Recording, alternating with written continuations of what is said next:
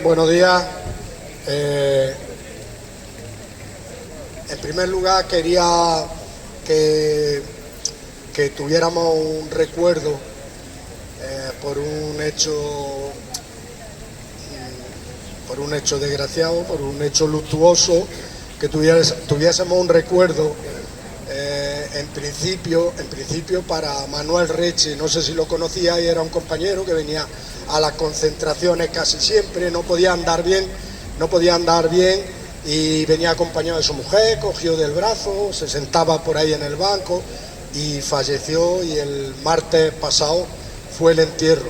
Entonces creo que correspondería que le rindiéramos un homenaje, pero también al mismo tiempo ha fallecido la madre de nuestro compañero Luis Juan Gómez, y yo creo que debemos rendir un homenaje a los dos compañeros y a las dos personas, un homenaje, y le damos nuestro más sentido pésame y los acompañamos en el momento que están sufriendo. Si os parece,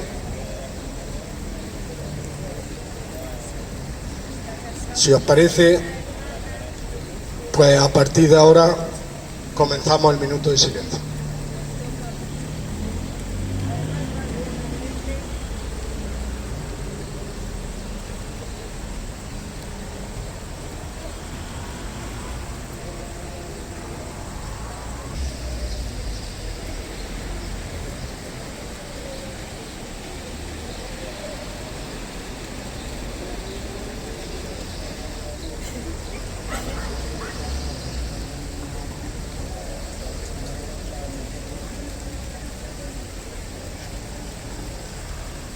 Bien, lo dicho, que descansen en paz y acompañamos a los familiares en el sentimiento.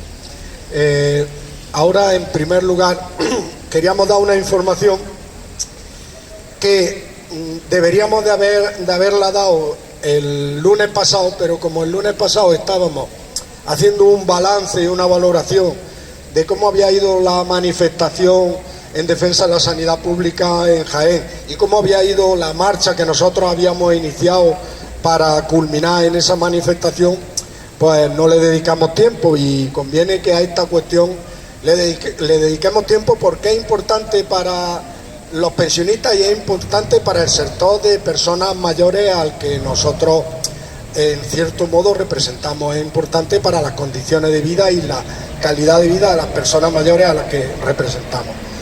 Recordáis que mencionamos antes que en el movimiento andaluz en defensa de las pensiones públicas habíamos solicitado una reunión con la directora general del Inserso para plantearle los temas que afectan, que podrían ser de su competencia o que en su departamento puede, o creemos nosotros, entendemos que puede hacer algo. La reunión se dio el día 2 de abril. Si me permitís, voy a coger la información que tengo para que no se me pase. El día 2 de abril estuvieron presentes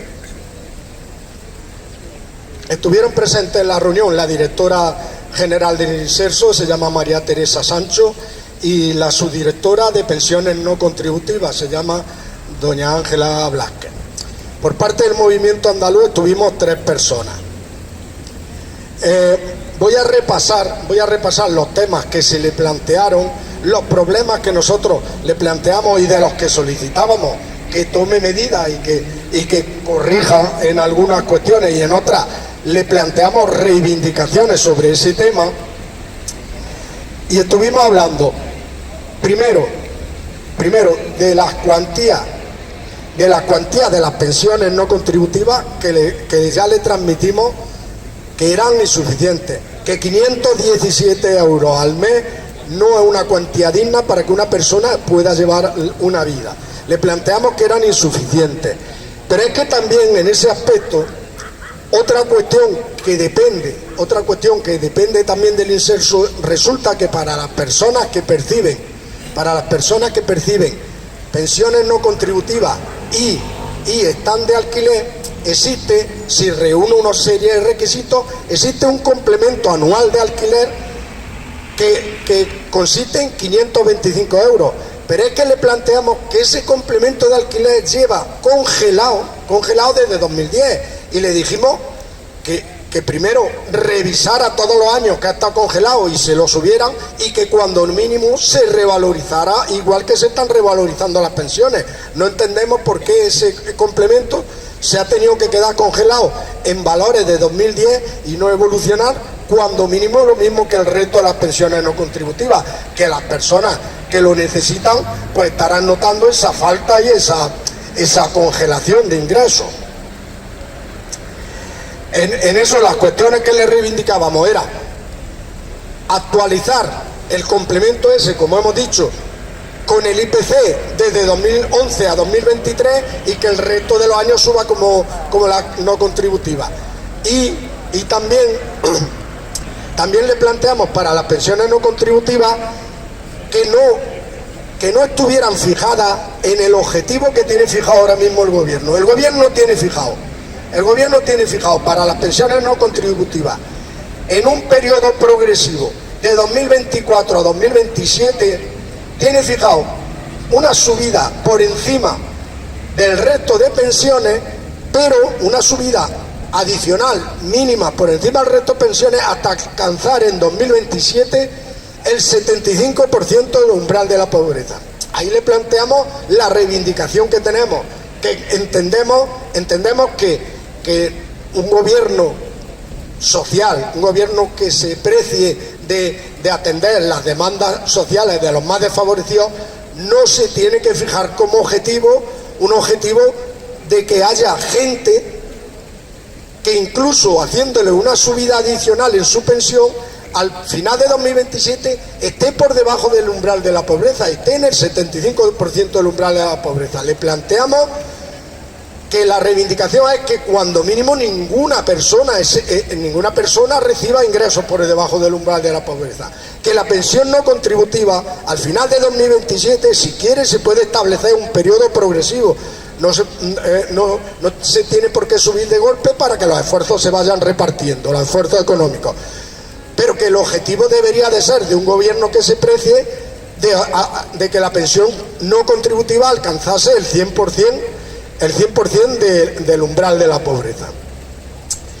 Hay otra cuestión que se da con estas pensiones no contributivas en ese aspecto, y es los límites de ingresos por herencia.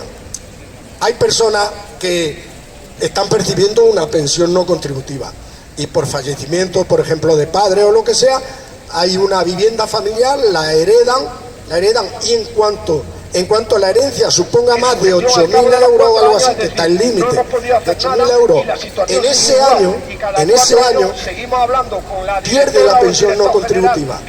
Pero además es que al perder la pensión no contributiva, para el año siguiente, si no va a tener ya esos ingresos, lo ha recibido de forma extraordinaria un solo año. Si no va a tener ya esos ingresos, tiene que solicitar otra vez. No es que se suspende un mes o 2 meses o 3 meses, tiene que solicitar otra vez, con lo que hablábamos del calvario, el calvario de que es una solicitud nueva de pensión no contributiva, y con los retrasos que está tardando la Junta de Andalucía en resolver las pensiones, tiene que esperar otra vez hasta que comprueben que reúne las condiciones y le contestan a la resolución concediéndole la pensión no contributiva. Le planteamos que esos límites, por ejemplo, para recibir el desempleo o para recibir cualquier otra ayuda de tipo estatal, esos límites no existen. Por lo tanto, no se pierde. Y en caso, por ejemplo, en el desempleo hay un caso que hay una disposición que se pierde, por ejemplo, se suspende por 1 mes o 2 meses, pero a los 3 meses se recobra.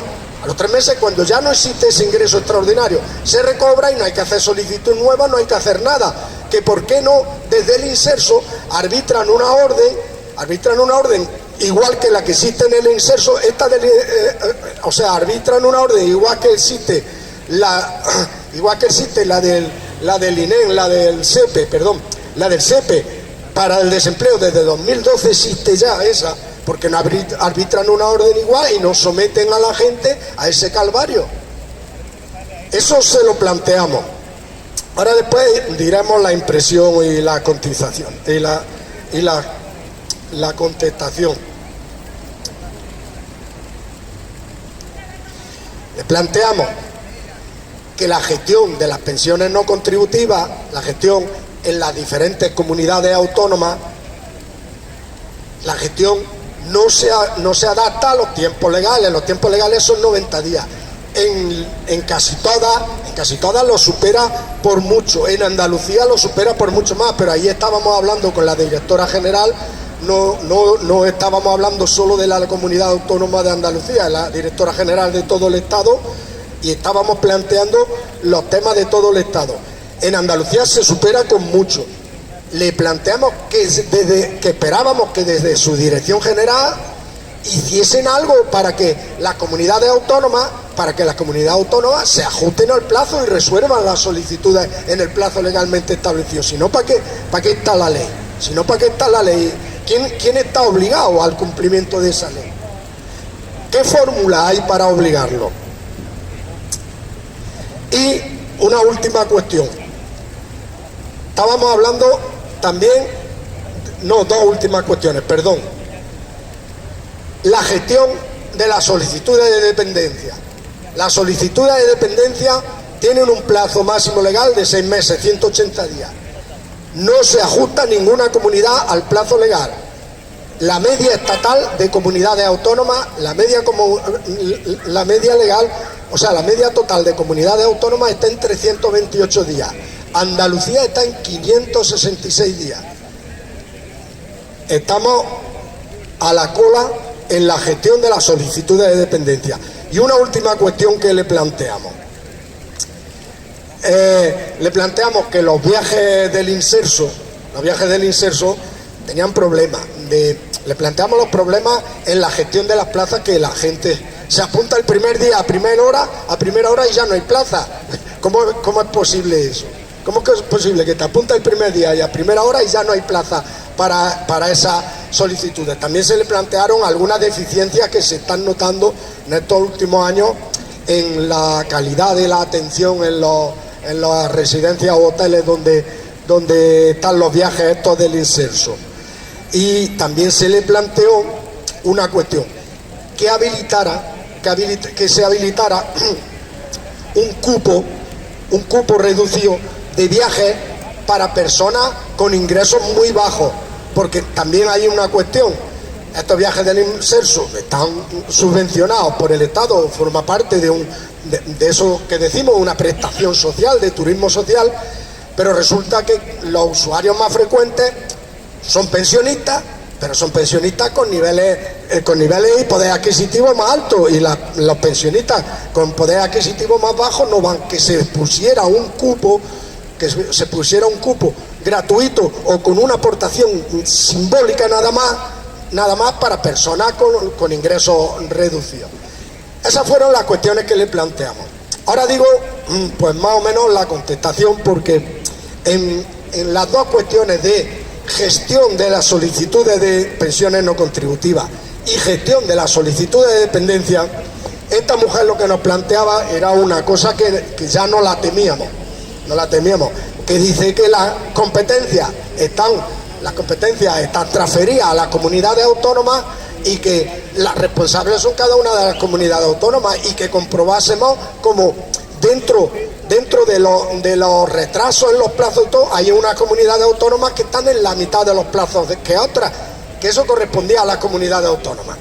Nosotros le planteamos que no podían conformarse con eso, que si a lo largo, sabíamos que eso no lo iban a plantear, pero que si a lo largo de sus 4 años de gestión, cuando acabe su gestión, el balance va a ser que no ha podido hacer nada en esa cuestión, que es una cuestión que está causando problemas, que es una cuestión que causa muchísimos problemas a las personas solicitantes de dependencia o a las personas solicitantes de pensión no contributiva, si se conformarían ellas que su gestión al cabo de los 4 años, es decir, no hemos podido hacer nada y la situación sigue igual, y cada 4 años seguimos hablando con la directora o el director general que venga y seguimos diciendo.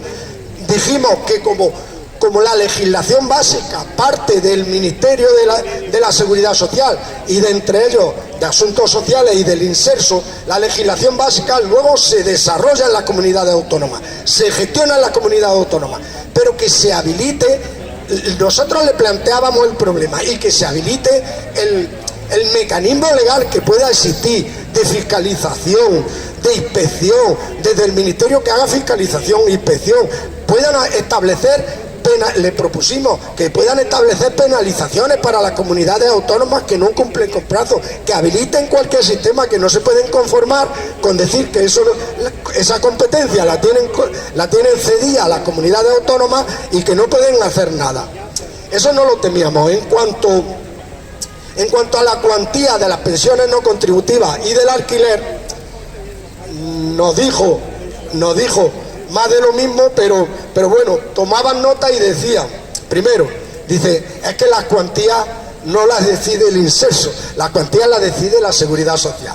Pero bueno, vamos a tomar nota y nos vamos a reunir con la Dirección General de la Seguridad Social para decirle que estáis planteando que esas pensiones no pueden ser tan bajas, que el alquiler no puede estar congelado, el complemento al alquiler no puede estar congelado. Ahí se comprometieron a establecer reuniones con otras direcciones generales del mismo gobierno, pero de otros ministerios, para intentar algún cambio. En cuanto a los viajes del Inserso, ahí es lo único que nos dijo que sí era su competencia. Es lo único que nos dijo que era su competencia. Sabía de los problemas, están habilitando, dice, medios para ir solucionando problemas. Nos explicó también, dice, hay una técnica que siguen las compañías de viajes, las agencias de viajes, que eso tiene que cambiar porque nos paraliza mucho. Eso algunos sí hemos recibido noticias de eso por prensa y todo. Cuando se abre un concurso para que una agencia o una empresa o una unión temporal de empresas se quede con lo de los viajes del Inserso, cuando se abre un concurso es un proceso legal, cumpliendo plazos, cumpliendo de todo.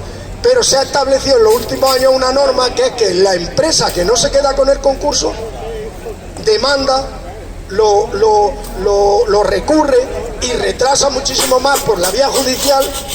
Recurre, no se puede poner en marcha el concurso, retrasa plazos, retrasa de todo, y dice que están intentando con las empresas solucionar eso. La empresa que no se queda con el concurso, la empresa a la que no le conceden el concurso, en los últimos años siempre viene demandando y retrasando judicialmente. Nos planteó que tenían ese problema y que están intentando buscar, y que en cuanto a las calidades sí, y que tomó nota, pero también nos advirtió de otra cosa. Dice, hemos comprobado, tomó nota de la propuesta que le hicimos de los viajes a precio simbólico para los pensionistas con pensiones más reducidas.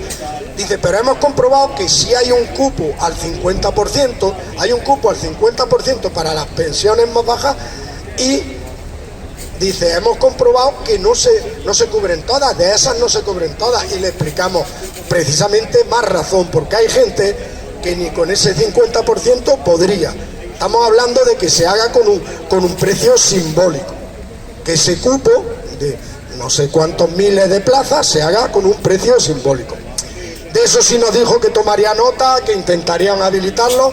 En fin, la impresión que sacamos es un tanto decepcionante por un lado, pero también positiva por otro. Primero le propusimos y le dijimos que a final de año nos querríamos reunir otra vez para ver cómo han evolucionado las cosas, si ha dado resultado alguna de las gestiones, si han hecho algo. Nos dijo que sí, que estaban dispuestas a que le solicitemos otra reunión y reunirnos.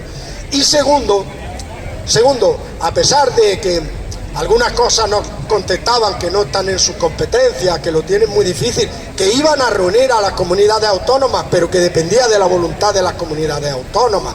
A pesar de todo eso, nos queda algo también de satisfacción de que por lo menos desde la administración se escuchan las quejas, se les traslada, algo les quedará después de la reunión. Suponemos que algo les debe de quedar, si también algo de humanidad tienen, algo les debe de quedar, y por lo menos se le traslada, y lo que decimos, la petición de a final de año hacer un seguimiento a ver si esto ha evolucionado y ha mejorado.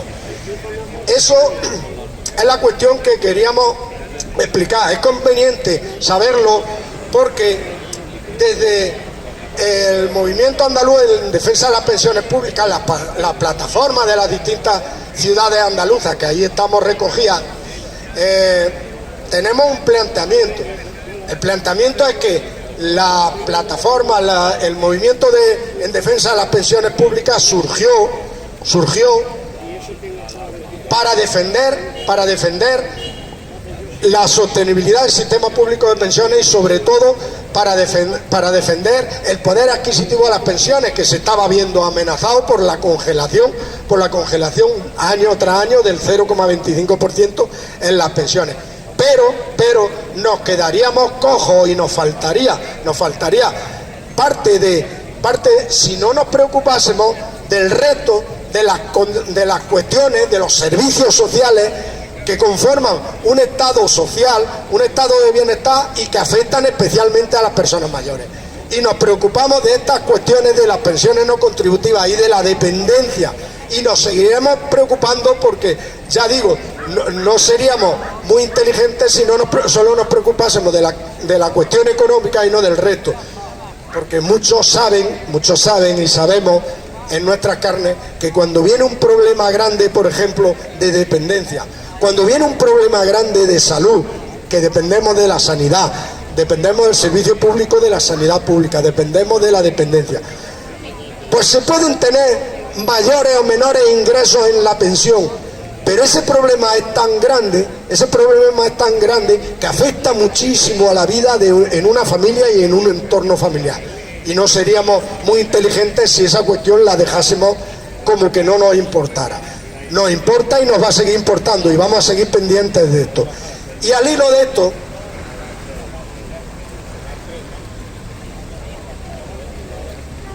al hilo de esta reunión que mantuvimos, pues resulta que ha venido recientemente una noticia que podemos considerar muy importante y además yo diría que buena. Y es que el Tribunal Supremo, por demanda de unos usuarios, ha fallado que los familiares de una persona que está esperando la resolución de una solicitud de dependencia, si fallece, tienen derecho a solicitar los servicios que no se le han prestado por el exceso de tiempo en la tramitación y que mientras han ido soportando los familiares.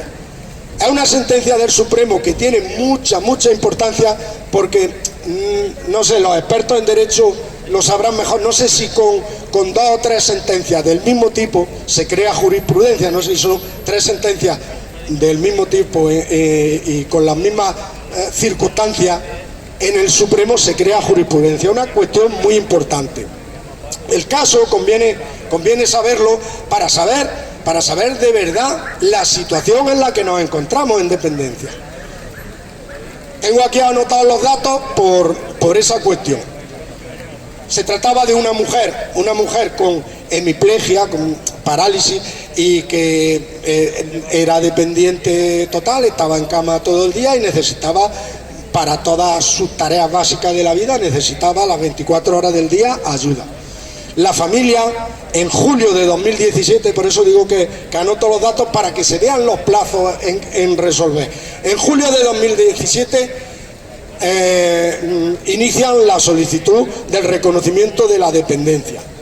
En junio de 2018, fijaros, 11 meses después, en junio de 2018, se recibe el primer paso hacia el reconocimiento de la prestación de dependencia, que es el reconocimiento de dependencia en grado 3, en grado máximo. Pues bien, a partir de ese reconocimiento de dependencia, los servicios sociales del Ayuntamiento de Dos Hermanas, que era el municipio donde se trataba, los servicios sociales del Ayuntamiento de Dos Hermanas proponen a la Junta de Andalucía, a la Agencia de Asuntos Sociales de la Junta de Andalucía, proponen la prestación para esta mujer, proponen la prestación de una residencia de personas mayores dependientes.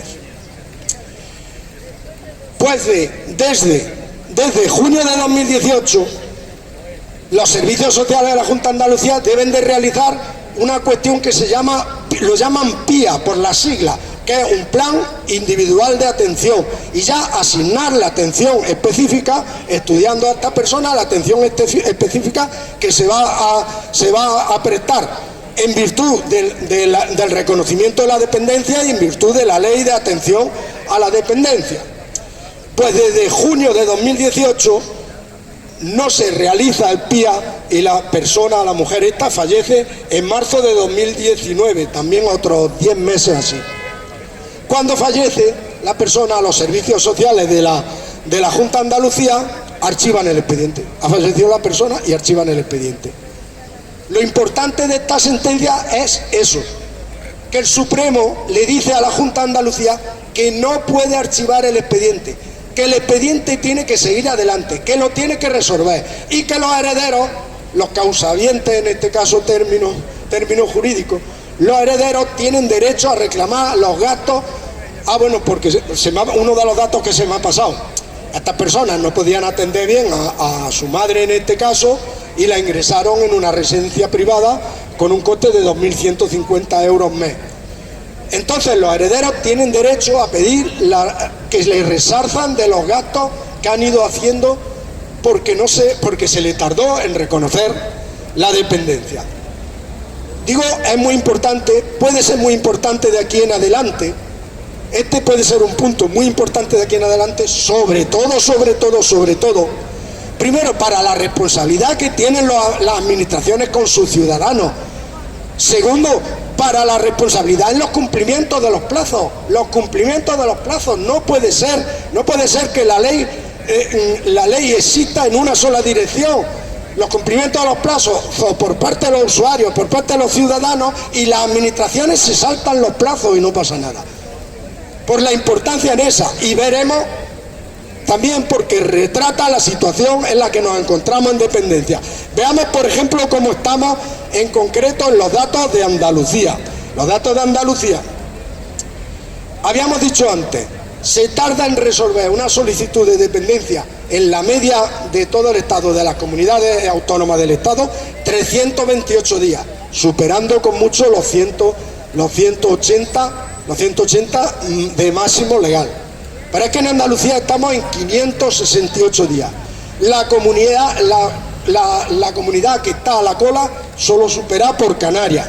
Pobreticos, los canarios están igual o peor que nosotros.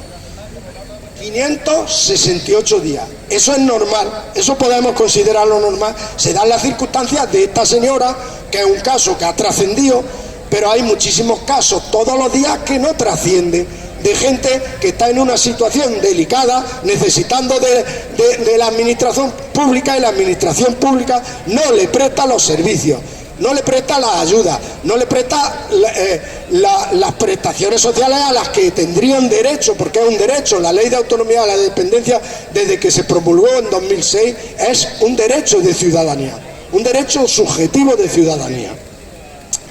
Pues bien, en el año pasado en Andalucía, por ejemplo, los datos, ¿cómo están? En el año pasado fallecieron, como esta mujer, fallecieron 8.778 personas esperando la resolución de su solicitud de dependencia. Ahora nos enteramos que la Junta de Andalucía, cuando llega ese caso, archiva el expediente y ya no lo resuelve. Ese es el procedimiento. Eso da la friolera de 24 personas al día en Andalucía. 24 personas al día fallecen en espera de la ayuda a la dependencia. Esa es una situación que no se puede dar, es una situación que no podemos aspirar a que siga, es una situación que hay que corregir, y la tiene que corregir quien nos administra y quien administra la dependencia. ¿Y quién la administra? La Junta de Andalucía. Desde hace 5 años o 6 años, 2018, la Junta de Andalucía. ¿Qué hace la Junta de Andalucía? ¿Qué ha dicho de esta sentencia? Es público, está en la noticia. La consejera de Inclusión Social, Dolores López, consejera del Partido Popular, que administra la Junta de Andalucía, pues echa balones fuera. Llega y dice que el caso es que proviene ya de anteriores años, que proviene de otra legislatura que el caso. Y segunda cuestión de echar balones fuera, dice, es que es la responsabilidad del gobierno de España, porque como el gobierno de España no nos haga la aportación que tiene que hacer, no vamos a poder atender estas solicitudes. Y dice otra cuestión, que esta ya no es echar balones fuera, lo dice, está en la prensa, lo podemos comprobar. Dice que el gobierno, que la dependencia se está soportando íntegramente por la Junta de Andalucía y que el gobierno no asume su parte y no asume su aportación. Eso no es echar balones fuera, eso es mentira. Eso es mentira, y dice mentira. Y se le puede decir que dice mentira. Si es cierta una cosa, la ley de atención a la dependencia surgió, y para eso tienen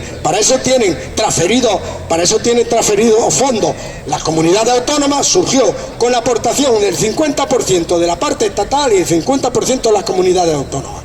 Pues bien, ya lo hemos dicho aquí muchas veces, lo hemos repetido, pero conviene decirlo y repetirlo siempre.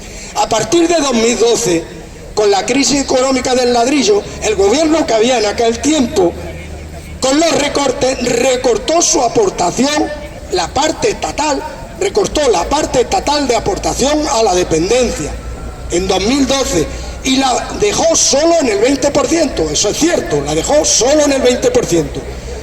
Y las comunidades autónomas, en Andalucía mismo, su parte del 50% también nos consta que intentaron aumentarla un poco porque se estaban viendo muy mermados de fondos para atender a eso. Algunas comunidades autónomas tuvieron que aportar de su parte a aumentarla por encima del 50%. Pero conviene recordarle a Dolores López, consejera de Inclusión Social, y al Partido Popular, quién estaba en aquel gobierno que recortó al 20% la parte estatal. Era un tal Mariano Rajoy Brey. La ministra de Sanidad y Servicios Sociales también nos sonará que era Ana Mato, pero es que hay una persona que pasa más desapercibida y a lo mejor no nos suena, pero conviene saberlo. El secretario de Estado de Asuntos Sociales se llamaba Juan Manuel Moreno Bonilla en aquellos años, se llamaba Juan Manuel Moreno Bonilla. Pues bien, desde entonces esto ha cambiado y ha evolucionado. En la anterior legislatura se propuso por parte del Ministerio de Asuntos Sociales y Agenda 2030 ir aumentando la parte estatal, ir recuperando y cumpliendo con la legalidad que le corresponde al Estado, y progresivamente ha ido aumentando cada año las aportaciones de parte del Estado. Y entonces, en la actualidad es cierto que la aportación del Estado está todavía en el 44%, no se ha recuperado el 50%, pero lo que no es cierto es la mentira que ha dicho la consejera, que lo está soportando toda la Junta de Andalucía y que el Estado no aporta su parte. Que no busque esas excusas y que cumpla para que no se den los casos estos sangrantes que se han dado. Por eso conviene, y ha venido bien, que casualidad que habíamos tenido una reunión con la directora general del Inserso para plantearle estos problemas, que sabemos que no hay soluciones milagrosas, pero que ya digo, nos damos satisfechos que se nos escuche, que se nos digan los problemas, y la resolución judicial que ha venido ahora. Pero esto no soluciona nada, eso sigue existiendo ahí, sigue existiendo ese problema está ahí, y para cambiar las cosas, para cambiar ese problema, hace falta la voluntad de mucha gente, hace falta la lucha de plataformas de pensionistas, la lucha de movimientos sociales dedicados a la dependencia, la lucha de todas las organizaciones que sea posible para cambiar esa situación. Hace falta seguir, y vamos a seguir y seguiremos. Pues bien, dejo este tema.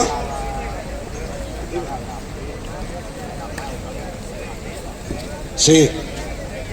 Dejo este tema que no hemos extendido mucho, pero yo creo que merecía la pena tratarlo para saber cómo estamos en esta situación, y sobre todo por la necesidad de seguir insistiendo en este tema. Hay que insistir mucho. La situación no ha cambiado y la situación debe cambiar, y tenemos que exigir que cambie.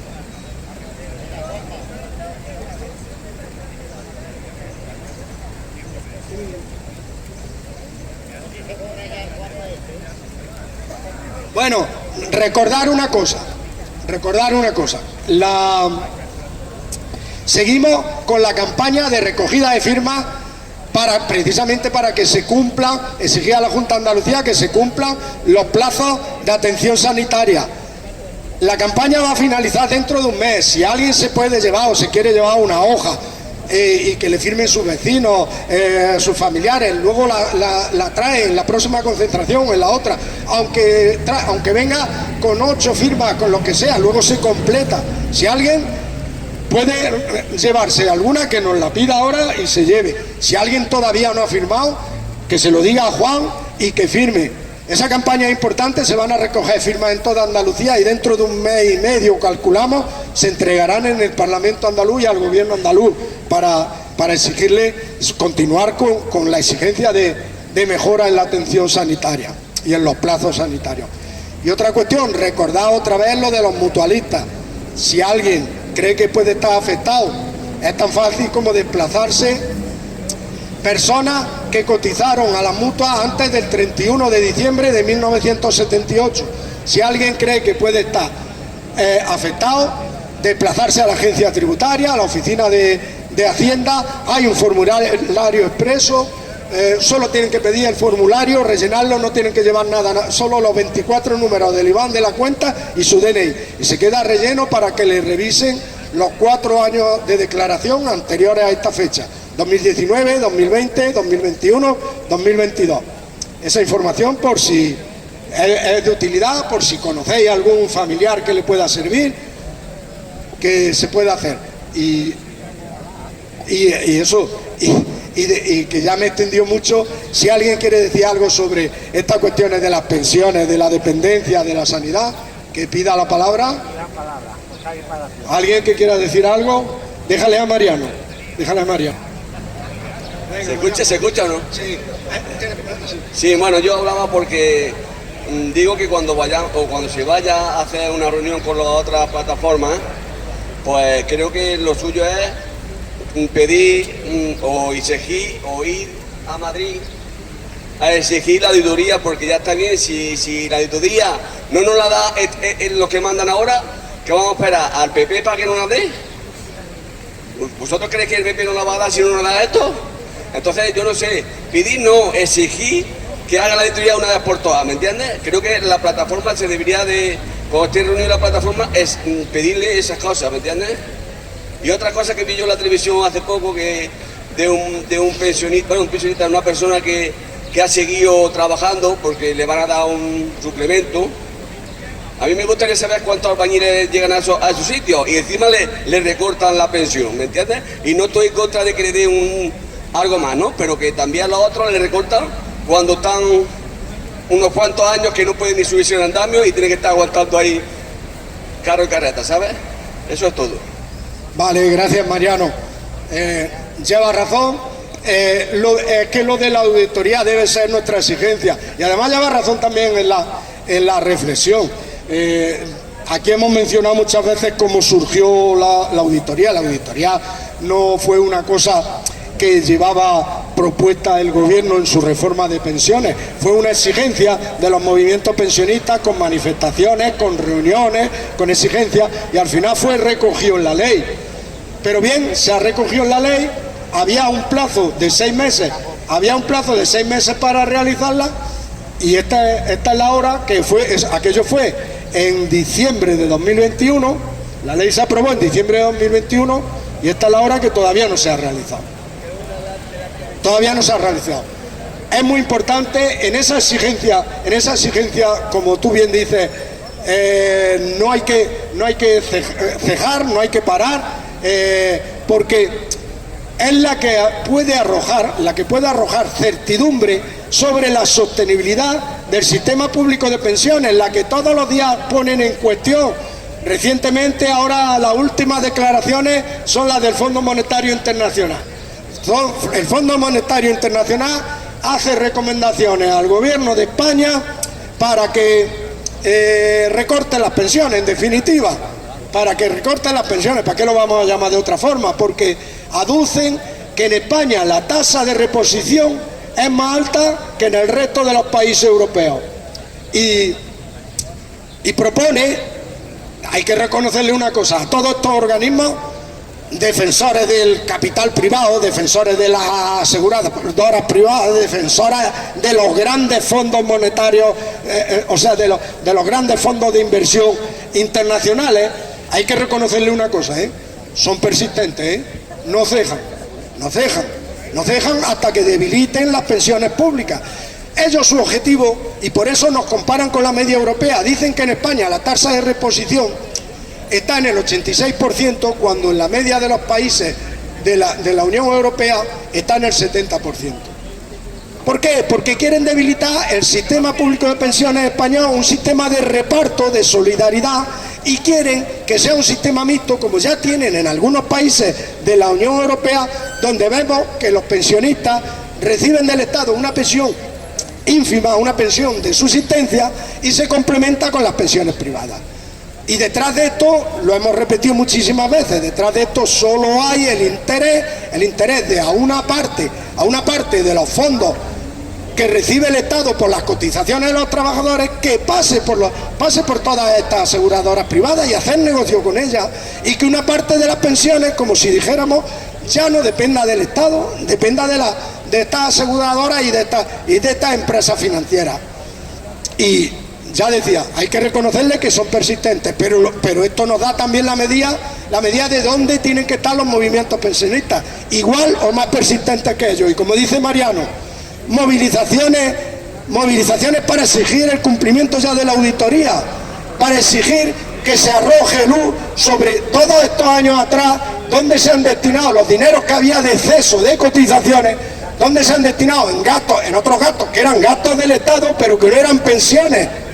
Nadie está diciendo de entrada, nadie está diciendo que ese dinero se lo haya llevado nadie. Se ha destinado a gastos sociales del Estado que correspondía pagarlos con presupuestos generales de las administraciones, no con las cotizaciones excedentes de los trabajadores, porque las cotizaciones excedentes de los trabajadores tienen que nutrir el fondo de cotizaciones y el fondo de reserva de las pensiones para si en periodos transitorios pasa por un mayor esfuerzo de gasto, tener lo que llamamos el fondo de reserva, la hucha de las pensiones, para poder hacer frente. Y entonces nunca se puede acusar al sistema público de pensiones de que es un sistema que no es sostenible y que no es capaz de pagar las pensiones de todos los pensionistas en España. Esta es una cuestión que no se nos debe olvidar. Lleva razón Mariano, tenemos que seguir insistiendo, no deberíamos de dejar de insistir, y es una cuestión muy importante para las generaciones nuevas, para los trabajadores actuales. Esto es lo que le da sostenibilidad a sus pensiones que van a venir en el futuro. La sostenibilidad se la da arrojar luz, y que el dinero de las cotizaciones sea solo para las cotizaciones, y que el dinero empleado anteriormente se busque la fórmula de resarcirlo a las pensiones, y no se nos diga, como se ha dicho en alguna ocasión, que el Estado ha hecho un préstamo a la Seguridad Social para pagar la paga extra de las pensiones, cuando resulta que las pensiones con sus cotizaciones eran más que suficientes para pagar el esfuerzo en pensiones. Pero está una maña de trilero. Y lo que puede arrojar luz es la auditoría, y tenemos que seguir en la exigencia de la auditoría. ¿Alguien más quiere decir algo? Si no, yo quería recordar dos eventos antes de irnos. Hoy nos estamos extendiendo mucho. Antes de irnos, dos eventos que consideramos importantes y a los que los vamos a dar a conocer. Invitamos a quien pueda y quiera que acuda. Mañana martes, dentro de los actos y debates que se organizan por el Encuentro Democrático de Linares, mañana martes, en el salón de actos de la biblioteca, en la Casa de la Cultura, en la segunda planta, a las 6 de la tarde, diálogos sobre la República, una charla sobre la República, lo que significa un tipo de régimen u otro tipo de régimen, debate abierto donde puede participar todo el mundo. Y otra cuestión importante, este domingo 21 de abril, la plataforma de Linares por Palestina, siguiendo una convocatoria que hay estatal en todas las ciudades que pueden del Estado una convocatoria para exigir el fin del genocidio que está cometiendo Israel en Gaza, para exigir que se pare de una vez la masacre de inocentes en Gaza, decía: este domingo 21 de abril a las 12 en la plaza de Santa María, la explanada que hay encima del parking, hay una concentración en solidaridad y a favor de Palestina. También recordar, con esta cuestión de Palestina había prevista una exposición de ilustraciones de Juan Calvellido, que había prestado a la plataforma de Linares, y que la plataforma de Linares solicitó al ayuntamiento un local público, el local del Pósito, donde normalmente se ponen las exposiciones de pintura, y el ayuntamiento lo negó. El ayuntamiento lo negó aduciendo que esto es un conflicto abierto entre dos estados y que si se expone estos grabados sería como tomar parte por uno de los estados. Bueno, decir que demuestran poca sensibilidad con lo que está pasando y además hierran en el diagnóstico. No es un conflicto entre dos estados, es un genocidio de un estado sobre otro, al que lo tiene rodeado, cercado, le ha usurpado su tierra, y en fin, que hierran en eso. Y además lo que más hierran es que esos son locales públicos, locales que pertenecen a la ciudadanía y no tiene motivos para cederlos. Pues bien, la plataforma de Palestina este domingo va a exponer allí en la concentración, en la plaza de Santa María, va a exponer los cuadros que el ayuntamiento no ha querido que se puedan ver o sea, que si pasamos por allí, si pasáis por allí, se van a poder ver los cuadros que el ayuntamiento no ha querido que se puedan ver en un lugar público, en un lugar que pertenece a toda la ciudadanía. Nada más, muchas gracias, y el próximo lunes nos veremos.